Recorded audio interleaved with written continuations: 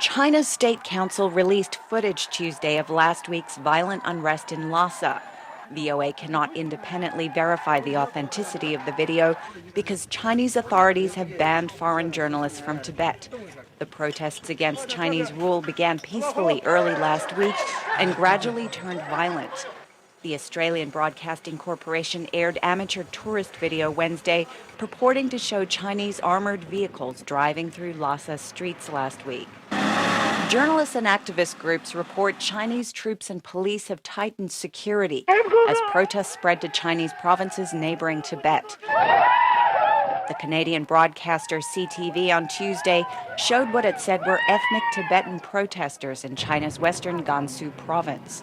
Chinese Premier Wen Jiabao on Tuesday accused the Dalai Lama, Tibet's exiled spiritual leader, of organizing violent protests to promote Tibetan independence.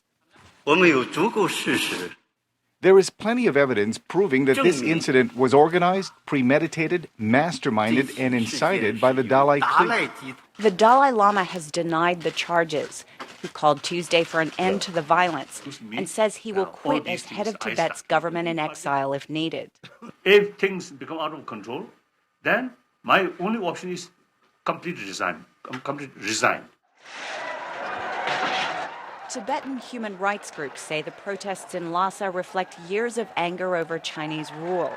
China has controlled Tibet since 1951 and strictly curtails Tibetan Buddhist practices. In recent years, Beijing has promoted economic development in the impoverished region and encouraged the migration of ethnic Han Chinese to Tibet. In 2006, China unveiled the world's highest railway, which directly links Beijing with Lhasa.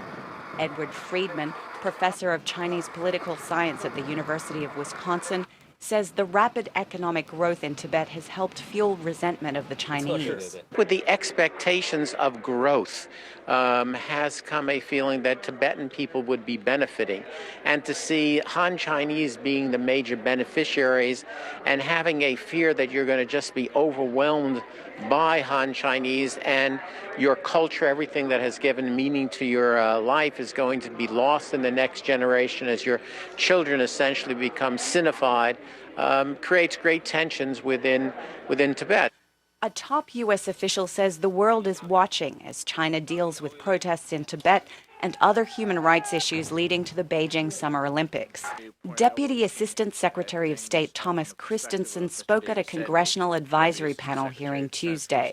The Olympics is an opportunity for China to put its best face forward and show progress to the world. And we believe that progress is not only found on economic affairs, but also in social affairs and human rights and rule of law and media freedom. And we believe that a truly successful Olympics by China will require them to show progress on these issues.